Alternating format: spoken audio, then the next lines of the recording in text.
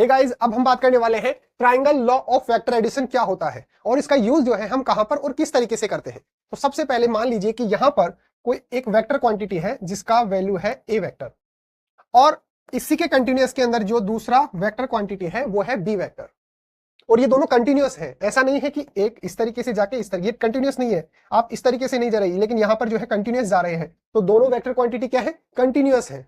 तो दोनों क्या होनी चाहिए? कंटिन्यूअस होने चाहिए। अगर इस तरीके से दो वेक्टर क्वांटिटी कंटिन्यूअस है तो ये जो थर्ड वाला वेक्टर होगा ये इन दोनों के एडिशन के इक्वल होगा। इसका वैल्यू कितना होगा? इसका वैल्यू होगा ए वेक्टर प्लस बी वेक्टर, इन दोनों के एडिशन के इक्वल होगा। ये थर्ड वाला जो रिजल्टेंट जो वेक्टर है इसकी वैल्यू कितनी होगी? दोनों जो वेक्टर्स हैं इनके एडिशन के इक्वल होगा।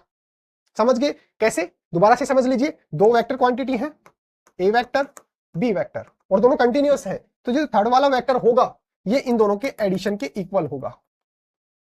इसी को बोला जाता है triangle law of vector addition. अब इसके यूज की बात करते हैं। सबसे बड़ा जो हम इसका यूज देखते हैं वो आता है किसी भी क्वांटिटी को वेक्टर या स्केलर जब हम बोलते हैं तो उसके अंदर हम सबसे पहले बात करते हैं कि वो triangle law of vector addition को जो है वो फुलफिल करता है या नहीं, उसको फॉलो करता है या नहीं। कैसे? जैसे मान लो इलेक्ट्रिसिटी जो होती है, हम जनरली क्या बोलते हैं कि वे क्वांटिटी जिसके अंदर हम डायरेक्शन को मैग्नीट्यूड के साथ हम डायरेक्शन को क्या करते हैं? शो करते हैं, उसी को हम क्या बोलते हैं? Vector quantity. लेकिन ये क्या है? आधी अधूरी डेफिनेशन है। कैसे? जैसे मान लो इलेक्ट्रिसिटी जो होती है उसके अंदर हम डायरेक्शन भी बताते हैं और उसका मैग्नीट्यूड भी बताते हैं। जैसे मान लो कि ये यहां पर जो है वो इलेक्ट्रिसिटी फ्लो हो रही है, 3 एम्पियर हो रही है और इसकी डायरेक्शन इस तरफ है, ठीक है। फिर भी इसके बावजूद जो इलेक्ट्रिसिटी होती है वो स्केलर क्वांटिटी होती है।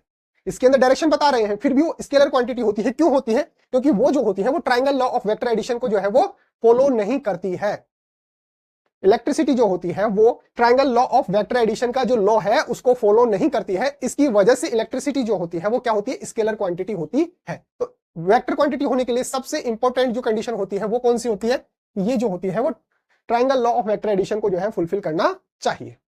अगर वीडियो अच्छा लगा है, समझ में आए तो वीडियो को लाइक कीजिए, शेयर कीजिए। Okay guys, thank you so much.